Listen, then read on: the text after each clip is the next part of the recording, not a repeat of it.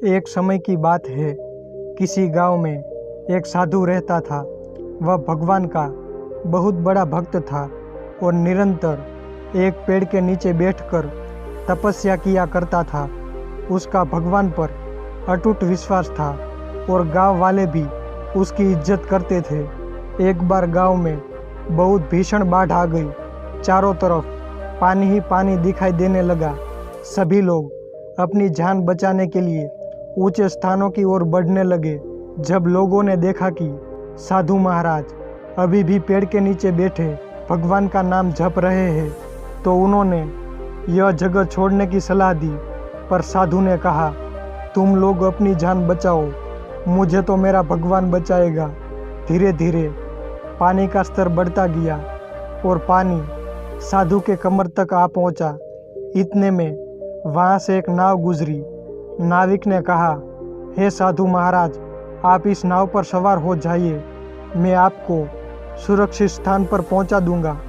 नहीं, मुझे तुम्हारी मदद की आवश्यकता नहीं है, मुझे तो मेरा भगवान बचाएगा, साधु ने उत्तर दिया। नाव वाला चुपचाप वहां से चला गया। कुछ देर बाद बाढ़ और प्रचंड हो गई। साधु ने पेड़ पर चढ़ना उचित समझा और वहां बैठकर ईश्वर को याद करने लगा। तभी अचानक उन्हें गड़गड़ाहट की आवाज़ सुनाई दी। एक हेलीकॉप्टर उसकी मदद के लिए आ पहुंचा।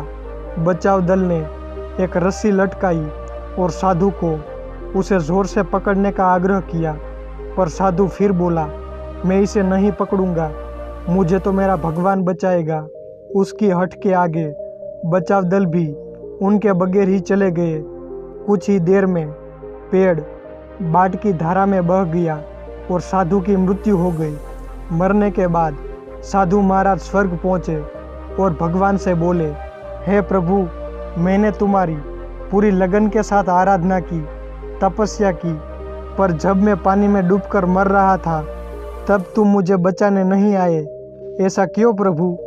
भगवान बोले, हे साधु महात्मा, मैं तुम्हारी रक्षा करने एक नहीं बल्कि 3 बार आया। पहला ग्रामीणों के रूप में, दूसरा नाव वाले के रूप में और तीसरा हेलीकॉप्टर बचाव दल के रूप में, किंतु तुम मेरे इन अवसरों को पहचान नहीं पाए। मित्रों, इस जीवन में ईश्वर हमें कई अवसर देते हैं। इन अवसरों की प्रकृति कुछ ऐसी होती है कि वे किसी की प्रतीक्षा नहीं करते हैं। वे एक दौड़ते हुए घोड़े के समान होते हैं जो हमारे सामने से तेजी से गुजरते हैं। यदि हम उन्हें पहचान कर उसका लाभ उठा लेते हैं तो वे हमारी मंजिल तक पहुंचा देते हैं, अन्यथा हमें बाद में पछताना ही पड़ता है।